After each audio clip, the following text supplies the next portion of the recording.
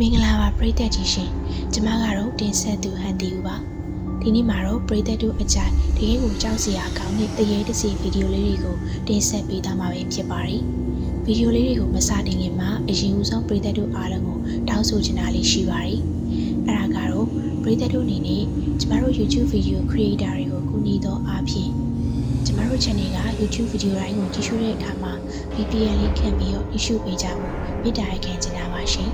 VPN ခံပြီးတော့ကြည့်ရှုတဲ့အခါမှာနိုင်ငံခြားကအားပေးနေကြတဲ့ပရိသတ်တွေကတော့ VPN ခံပြီးတော့ကြည့်စီရမလိုပါဘူးရှင်။မြန်မာနိုင်ငံကအားပေးနေတဲ့ပရိသတ်တွေသာ VPN လေးခံပြီးတော့ကြည့်ရှုပေးကြဖို့မေတ္တာရပ်ခံချင်တာပါရှင်။ဟုတ်ကဲ့ပါဒါဆိုလို့ရှိရင်ခုကစပြီးတော့ကြောက်စီရဗီဒီယိုလေးတွေကိုတကယ်ကိုအသေးတရားရနဲ့စီးမျောခန်းစားလိုက်ကြရအောင်နော်။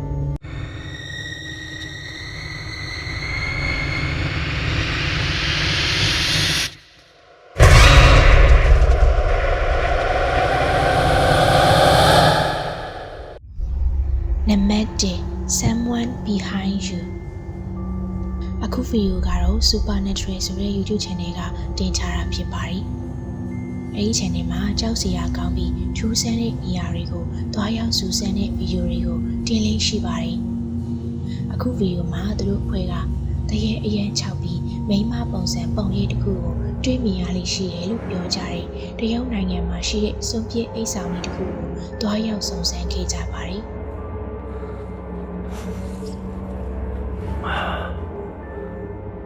快些！嗯，找这边找。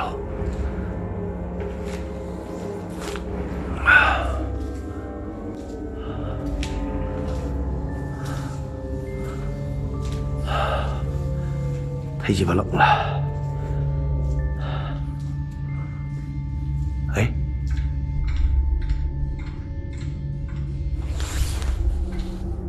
都没动啊。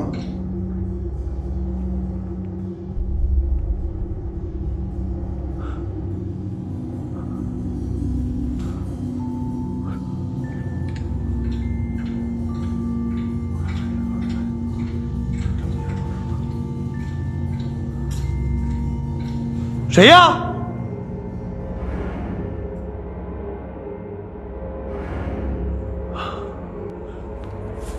你没动吗？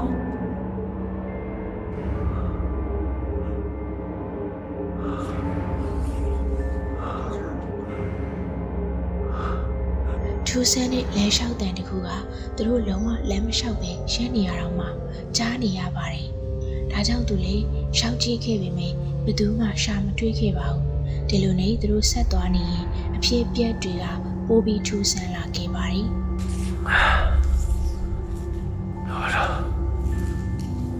这什么玩意儿啊？哎呦，我这是多少倍呀？1000倍！油妹儿啊，1000倍太厉害了，这个。哎，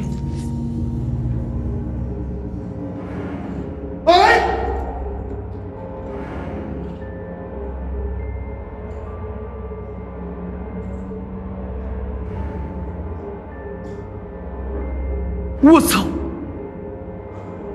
我操！我操！等我一会儿。啊！哎呦我操！哎呦呀，油妹儿！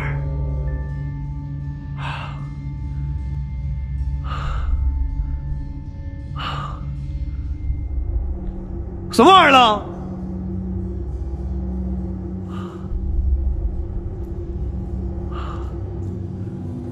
什么玩意儿了？是鞋不？啊？是鞋不？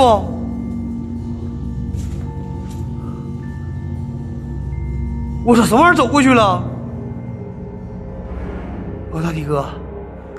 欢迎上了头我哥，欢迎这位所有的哥哥姐姐们啊！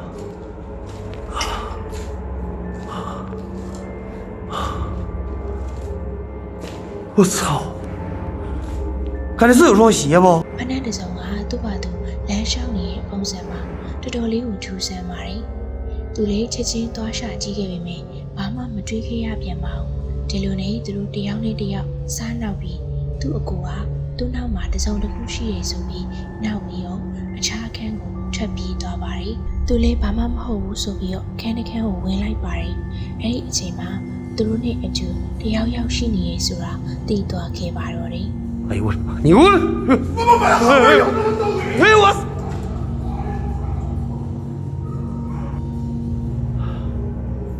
赶紧送来点洗我神助。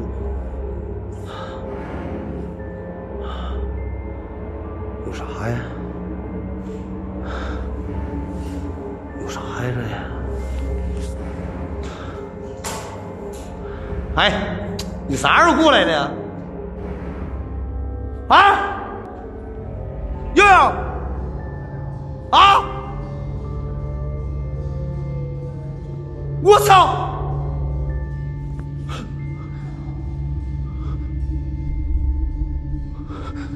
哎，我操你妈！哎，我操！我操你妈！ မန်နေမှာမင်းမင်းပုံရိပ်တစ်ခုပေါ်နေတဲ့အတွက်သူကသူ့ကိုယ်လိုထင်ပြီးလှည့်ကြည့်လိုက်ပေမဲ့နောက်မှဘယ်သူမှမရှိပါဘူးသူ့ကိုယ်ကသူ့နဲ့ဝေးကြီးမှရောက်နေရပါဒါကြောင့်သူနောက်တစ်ခေါက်ထည့်ကြည့်လိုက်ပေမဲ့လေအဲ့ဒီမင်းမင်းပုံရိပ်ကြီးထပ်ပေါ်နေပါတယ်သူ့နောက်ကိုလိုက်နေတဲ့ပုံစံပါဒါကြောင့်သူလည်းကြောက်ပြီးတော့အခန်းထဲကမြန်ထွက်ပြေးခဲ့ပါတယ်ဒါနဲ့သူတို့လည်းစိတ်ကိုစူးစီးပြီးအဲ့ဒီအခန်းထဲကိုပြန်ဝင်ဖို့ဆုံးဖြတ်ခဲ့ကြပါတယ်အဲ့ဒီခါမှာတော့အခြေအနေတွေကပိုပြီးဆိုးရွားလာခဲ့ပါတယ် 去这屋来！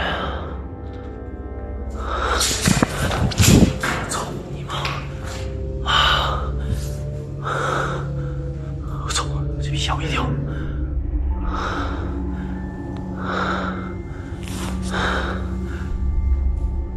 我操！你进来给我打的！你进来给我打的！跌了！你进来，你进来，来进来！你看不着吗？啊！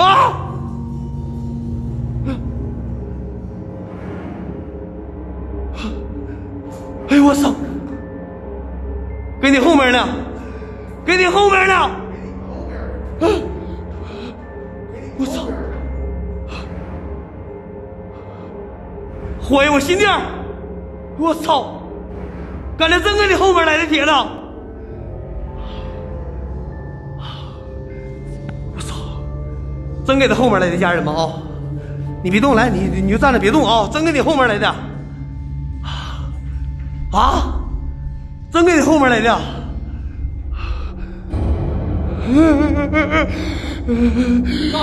你给我对我打了！啊！哎我操！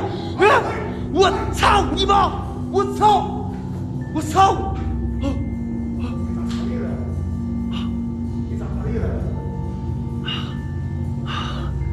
我操！等会儿啊！ အားလုံးပဲမြင်လိုက်ကြလားရှင်ကြောက်စရာကောင်းတဲ့မိမပုံစံပုံရိပ်မဲကြီးကသူ့ကိုယ်ရဲ့အနောက်မှာပေါ်နေခဲ့ရပါဒါနဲ့နောက်ကျောကိုချက်ချင်းမီးထိုးပြီးကြည့်ပေမဲ့လည်းဘယ်သူမှမရှိပါဘူးဒါကြောင့်သူတို့လည်းဒီအခန်းလေးကထွက်ပြီးဇင်းကြံလမ်းမှာဆက်လက်စူးစမ်းနေခဲ့ပါတယ်အဲ့ဒီအခါမှာတော့သူတို့ကြောက်စရာကောင်းတဲ့အရာတစ်ခုကိုထိတ်တိုက်ရင်ဆိုင်လိုက်ရပါတော့တယ် 谁？我操！我操呀！哎呦！我操你妈！我操！我操！ ကြောက်စရာကောင်းတဲ့အမျိုးသမီးပုံရိပ်တစ်ခုကသူတို့ရှိတဲ့တဲ့ကိုရှောက်လာပြီးရုတ်တရက်ပျောက်သွားတာပါဒါဆိုပြိတ္တကြီးဒီဟာကတကယ်ပဲဒီနေရာမှာကက်တွင်နေတဲ့အမျိုးသမီးတရေတကောင်လားဒါမှမဟုတ်အားလုံးကဖန်နေကြတာလားကိုယ့်ရဲ့ထင်မြင်ချက်လေးတွေကိုဆွေးနွေးခံနိုင်ပါတယ်ရှင်ဒီလူတွေကလည်းတော်တော်လေးတတ်သိကောင်းတယ်လို့ပြောရမှာပါရှင်ကျမသာဆိုရင်တော့ဒီလိုမျိုးကြောက်စရာကောင်းတဲ့နေရာကြီးမှာဒီလိုခြောက်လန့်မှုတွေနေတာဆိုရင်တကယ်ကိုမိလေးသွားနိုင်တာတော့အသေးချပါပဲရှင်နံပါတ်2 Spirits of Kindergarten Popular ဖြစ်တဲ့တရုတ် Ghost Hunter ရှာလောင်ကတရုတ်နိုင်ငံလူရန်ယုံချန်မြို့မှာရှိစုံပြစ်မူလာတဲ့အကြောင်းတစ်ခုကိုတွားရောက်စူးစမ်းလေ့လာခဲ့ပါတယ်ဒီကြောင်းကြီးကဝမ်းနည်းစရာအတိတ်ဆက်လန်တစ်ခုရှိခဲ့ပြီးဒေသခံတွေကလည်းဒီကြောင်းကိုမတည့်ကြတော့ပါဘူးဟိုးရင်တော့ကဒီကြောင်းကအရန်စီကန်းကြီးရဲ့အကြောင်းတစ်ခုဖြစ်ပါတယ် အဲ့ကြောင့်မှကလေးမလေးတယောက်ကမတော်တဆဆီယာမတယောက်ရဲ့ရေခွက်ကိုပြုတ်ချအောင်လှုပ်လိုက်မိပါတယ်။ဒါပေမဲ့ဒီလိုရိုးရှင်းတဲ့အမားလေးတစ်ခုကိုဆီယာမကစိတ်ဆိုးပြီးဒီကလေးမလေးကိုရရဆက်ဆက်ပြင်းပြင်းထန်ထန်အပြစ်ပေးခဲ့ပါတယ်။ကလေးမလေးထိခိုက်ဒဏ်ရာရပြီးအရှက်တကွယ်ဖြစ်ခဲ့ရပါတယ်။ဒါကြောင့်ကလေးမလေးကစိတ်သက်ပြင်းထန်ကြပြီးတော့ဟိုးသက်စီးတွေကိုတောက်ပြီးကိုတက်သေးလိုက်ပါတယ်။ဒီမတော်တဆမှုဖြစ်ပွားပြီးကလေးမလေးတယောက်ရဲ့ပုံရိပ်ကျောင်းရဲ့ဇင်းကြံလမ်းမှာလှည့်ပတ်သွားလာနေရကိုမြင်တွေ့ရလိမ့်ရှိရလို့အဲ့ကျောင်းမှာရှိတဲ့ကလေးတွေကပြောပြခဲ့ကြပါတယ်။ဒီကျောင်းကတနေ့ချက်တနေ့လူပိုတိလာပြီးအစွဲလန်းကြီးတဲ့မိဘတွေကသူတို့သားသမီးတွေကိုဒီကျောင်းကချက်ချင်းထွက်ခိုင်းခဲ့ကြပါတယ်။နောက်ဆုံးတော့ဒီကျောင်းကြီးမှာဘယ်သူမှမရှိတော့ဘဲဒေတာခန်တွေကလည်းဒီကျောင်းမှာအနေရရှိပြီးအညူကြီးရဲ့ကလေးသေးတဲ့ကောင်ရှိနေရလို့ယုံကြည်ကြပြီးတော့ရှောင်ကျဉ်သွားကြပါတော့တယ်။ဒီတစ်ခေါက်မှာတော့ရှားလောင်ကသူ့တငယ်ချင်းရှောင်ရှင်လောင်းတိုင်တို့နဲ့အတူဓာတ်ရိုက်လိုက်လွှင့်ပြီးဒီစုံပြစ်ကျောင်းကြီးကိုစူးစမ်းခဲ့ကြပါတယ်။ဒီလိုလေတငယ်ချင်း၃ယောက်စပြီးတော့စူးစမ်းမှုပြုလုပ်ပြီးတော့တိတ်မကြခင်မှာပဲသူတို့တစုံတစ်ခုနဲ့ထိတ်တိုက်တွေ့လိုက်ရပါတော့တယ်။ဒီအရာကနည်းနည်းတော့လမ်းဖို့ကောင်းပါရဲ့ရှင်။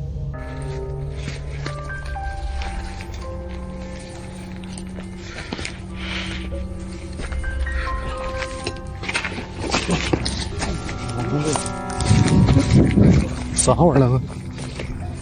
看着啥了？看我妈的有个街霸真的。正经的，正经的。还他妈尸体呢！兄弟们，好像看到尸体了。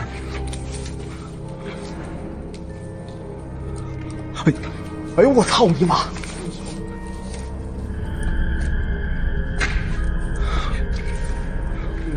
实验室。哎呦我操！太吓人了！这他妈学校还整这玩意儿了吗？可惜了。嗯，那他妈就腰着。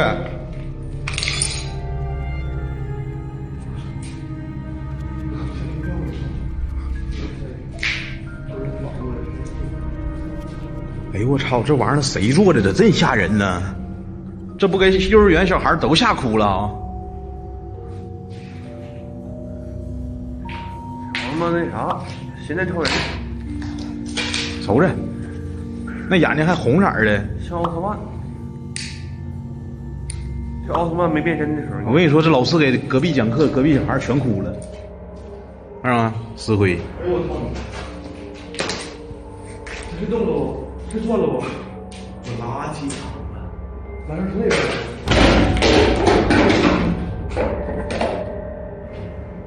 还得我龙哥，到啥时候我都佩服我龙哥，就这一点。吓他妈逼次！ရှားလောင်နေသူတငယ်ချင်းတို့ကတိတ်ပံအတန်းထဲမှာထားတဲ့ကြောက်စရာကောင်းတဲ့လူပုံစံရုပ်တစ်ခုကိုတွေးခဲ့ပါတယ်။သူတို့ကတယောက်နဲ့တယောက်စားနှောင်းနေကြပြီးဒီအခန်းထဲကမထွက်ခင်အဲ့ဒီအရုပ်ကိုချောင်းနဲ့ကန်ပြီးထွက်လာခဲ့ပါတယ်我的妈呀，小刚！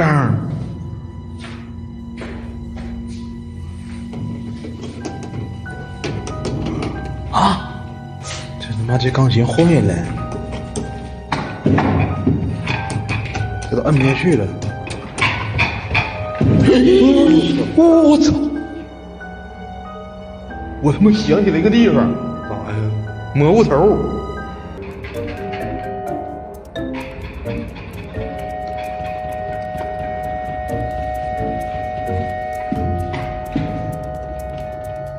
我给孩子招来了，妈呀！招啥仙儿啊？主要是啊，对，招蘑菇头呗。这蘑菇头，你们跟蘑菇头没有什么关系。今天我要再次请蘑菇头上仙来到这里。အားလုံးပဲမြင်လိုက်ကြလားရှင်။ရှားလောင်ကသူအရင်တုန်းကတွေးခဲ့မှုတဲ့တရေတကောင်ကို mushroom head တရေလို့သတ်မှတ်ထားတာကြောင့်သူကသူ့အကြောင်းကိုစတယ်လို့ပြောနေရောတစုံတယောက်ဒါမှမဟုတ်တစုံတစ်ခုကဗရင်ပေါက်ပြင်ဘက်ကနေမြင်မြန်ချောင်းကြည့်လိုက်တဲ့ပုံစံပါဒါကြောင့်သူတို့ကတစုံတစ်ခုကိုရိုက်မိလို့ရိုက်မိညာမျောလင့်ပြီးတော့စန်နီယာရှိမှကင်မရာကိုချထားခဲ့ပါတယ်ရှားလောင်ကကားထဲမှာအခြားဆက်ပစ္စည်းတွေတွားယူတဲ့အချိန်ရှောင်းရှင်းနဲ့လောက်တိုင်တို့က ဒီကြောက်စရာဆန်နေရရှိတဲ့အခန်းထဲမှာနှစ်ယောက်ချင်းကြံခဲ့ပါတယ်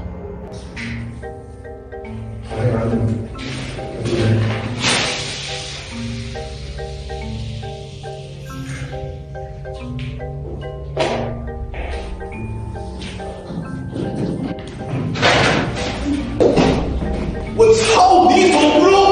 你他妈的！我他妈的！我操你妈！你他妈的！ အလုံးစားနောက်ပြီးသွားတဲ့နောက်မှာတော့ရှားလောင်ပြန်လာခဲ့ပါတယ်ပြီးတော့တငယ်ချင်း၃ယောက်လုံးခဏနာဖို့အတွက်ကားရီကိုသွားပြီးသူတို့ရဲ့ live stream ပရိသတ်ဒီနေ့စကားပြောနေခဲ့ပါတယ်သူတို့ကအခန်းထဲမှာသူတို့ထွက်သွားပြီးမြင်ကင်မရာကိုထားခဲ့ပါတယ်ဒီကင်မရာအားလုံးကိုမှတ်တမ်းတင်ထားပြီး live တိုက်ရိုက်လွှင့်နေရလေဖြစ်ပါတယ်ဒီလိုနဲ့သူတို့ရဲ့ live camera ကကြောက်စရာကောင်းတဲ့တစုံတစ်ခုကိုရိုက်ကူးမိခဲ့ပါတယ်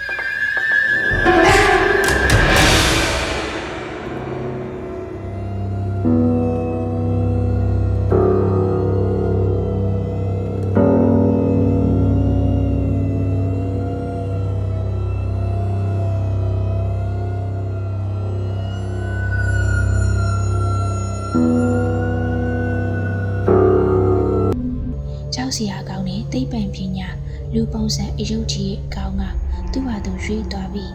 မျက်နှာချက်ကနေမိချောင်းတစ်ချောင်းကရုတ်တရက်ပြုတ်ကျလာခဲ့ပါတယ်ဒီချက်ပို့ပြီးကြောက်စရာကောင်းတာကကလေးတယောက်ရဲ့မျက်နှာပရိပေါက်ရဲ့အနောက်ဘက်ကနေကြည့်နေရကိုအားလုံးပဲတွေ့ရမှာပါအဲဒီအချိန်မှာပဲကားထဲမှာရှိနေတဲ့ရှောင်းရှင်းတဲ့သူ့တငယ်ချင်းတွေကဒီဖြစ်ပျက် screenshot တွေကိုလက်ခံရရှိခဲ့ပါတယ်ဒါကြောင့်သူတို့လည်းသူတို့ရဲ့ပစ္စည်းတွေကိုပြန်ယူပြီးဒီနေရာကနေထွက်သွားကြပါတော့တယ်။ကဲဒါဆိုရင်ရှားလောင်ရှောင်းရှင်းနေလောက်တိုင်တို့ကဒီเจ้าမှာ6လနေတဲ့ကလေးတရေကိုရိုက်မိလိုက်တာလား။ဒါမှမဟုတ်ဘာလဲ။ပရိသတ်တို့တေချာစဉ်းစားပြီး comment လေးမှတ်ပေးခဲ့ကြပါဦးနော်။ရှားလောင်ရဲ့နောက်ထပ်6ချဝေးရစူးစမ်းမှုတွေကိုကြည့်ရှုချင်နေဆိုရင်တော့သူရဲ့ YouTube channel ဖြစ်တဲ့ Outdoor ရှားလောင် YouTube channel မှာဝင်ရောက်ကြည့်ရှုနိုင်ပါတယ်ရှင်။နံပါတ်3 grief တဘာဝလိုဖြစ်ပျက်စုံစမ်းသူတယောက်ဖြစ်တဲ့အပြင် Facebook Direct Live နဲ့ပြီးစုံစမ်းသူတယောက်လည်းဖြစ်တဲ့ El Parazo de la Chorizo ကတရက်တော့မက္ကဆီကိုကတရေချောက်တယ်လို့ဆိုကြတယ် Los Mochas တုတ်တန်ကိုစုံစမ်းဖို့တွားရောက်ခဲ့ပါတယ်။သူနဲ့အတူသူတငယ်ချင်းတွေလည်းဖြစ်သူရဲ့အဖွဲ့ဝင်ဗီဒီယိုဖန်နီးသူတွေလည်းဖြစ်တဲ့ Lorena Haku နဲ့ Mora Vlog တို့ပါအတူလိုက်ပါစုံစမ်းခဲ့ကြပါတယ်။သူတို့ဖွဲ့က Lady in the White Jacket လို့ခေါ်တွင်ကြတဲ့တစီဒီတုတ်တန်မှာရှိရလို့ဆိုကြတဲ့အတွက်လာရောက်စုံစမ်းခဲ့ကြတာပါ။ပြည်ရင်းတစီတရေဒဏ္ဍာရီအရာတစီအမျိုးသမီးတယောက်ဟာဒီတုတ်တန်ထဲမှာရှောက်သွားနေလိမ့်ရှိရလို့ဆိုထားကြပါတယ်။ဒါပေမဲ့သူတို့အဖွဲ့သူတို့စုံစမ်းရေးကိုစတင်ပြီးဒီတုတ်တန်ဟောင်းတွေကတစီတရေတွေကိုဖိတ်ခေါ်ပြီးတော့သူတို့ကိုကိုချင်းပြဖို့ပြောခဲ့ပေမဲ့လေ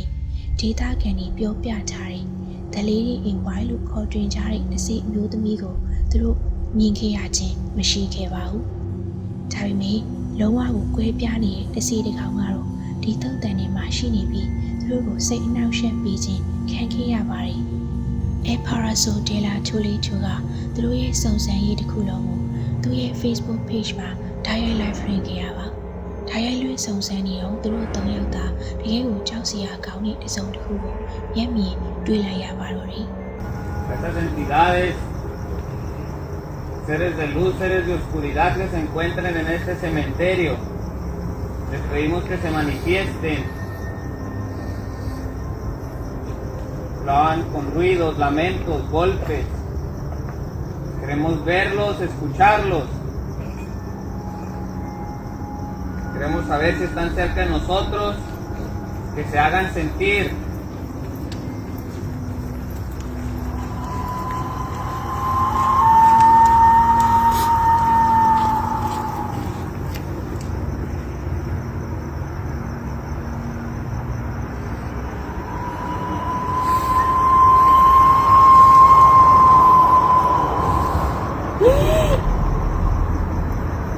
Pasó un niño, güey. Pasó un niño, güey. Un niño. Pasó un niño por aquí. Por aquí, payaso. Sí, sí era un niño, güey. Niño, ¿verdad que sí? Para acá se metió. ¿Verdad que sí era un niño? Sí. စုံစမ်းစစ်ဆေးသူမိုးရန်ဖလော့ကသူ့လက်တွေနဲ့လေမှုတ်ပြီးတခုခုကိုခေါ်လိုက်တာပါဖြစ်နိုင်တာကတော့တစီတွေကိုသူတို့ကိုထင်ပြဖို့ခေါ်လိုက်တဲ့ပုံစံပါအဲဒီခါမှာတော့ဖြူဖြောဖြောကလေးလေးတယောက်ရဲ့ပုံရိပ်ကတုတ်တန်လန်းကိုဖြတ်ပြီးသွားတာကိုအားလုံးမြင်လိုက်ရမှာပါအဲဒီကြောက်စရာပုံရိပ်ကအုတ်ဂူတွေနောက်မှာပဲပျောက်ကွယ်သွားခဲ့တာပါဒါအပြင်ပရိသတ်တို့သတိပြုရမှာကဒါရီအားလုံးကဓာတ်ရိုက် live လွှင့်နေရဲ့ဆိုတာပါပဲသူတို့ဖွဲ့ကချက်ချင်းပဲသူတို့တွေးလိုက်တဲ့ထူးဆန်းတဲ့ကလေးလေးကိုလိုက်ရှာခဲ့ကြပါတယ်အဲ့ဒီအခါမှာတော့ဖြစ်ရက်တွေကပိုပြီးထူးဆန်းလာပါတော့တယ် ¿En dónde estás?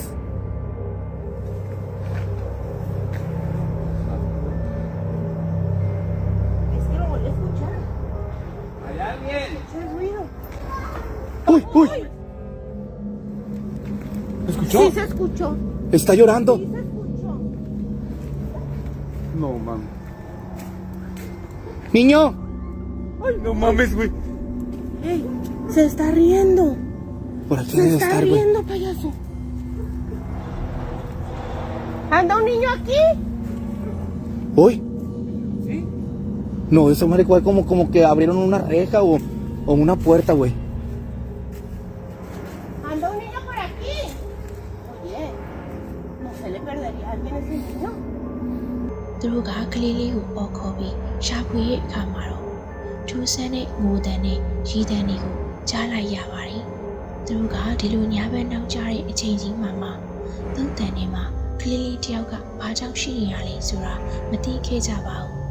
အဲဒီနောက်သူတို့ကလေးလေးကိုဆက်ရှာခဲ့ကြပါသေးတယ်ဒါပေမဲ့ဒီတစ်ခါမှာတော့ဒီသုတ်တန်ကြီးထဲမှာလူဆိုလို့တယောက်မှရှိမနေခဲ့ဘူးဆိုတာသူတို့အားလုံးသိချရှင်းလင်းသွားပါတော့တယ်သူတို့ကဒီသုတ်တန်ထဲမှာတကယ်ကလေးတရေတကောင်နဲ့ကြုံတွေ့လိုက်ရတယ်ဆိုတာစပြီးယုံကြည်သွားခဲ့ပါပြီဒီတစ်ခါမှာတော့သူတို့ကဒီပရိယေတွေပြောင်းပြီးနောက်ထပ်တစ်ချိန်သူတို့မျက်စိရှိမှတရေပေါ်လာဖို့စပြီးမေးမြန်းခဲ့ပါတော့တယ် Si eres un niño, si eres un demonio, si eres lo que seas, te pedimos que te acerques. Queremos verte de nuevo. Queremos escucharte.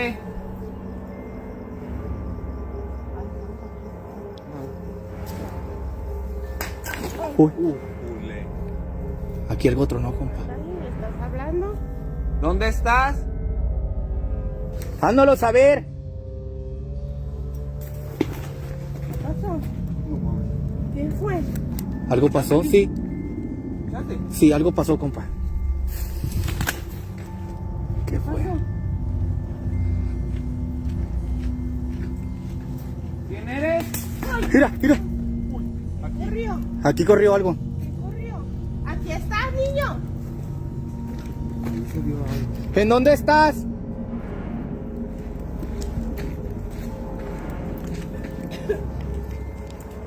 ¡Hándolo saber! ¡Mira, mira, espérame!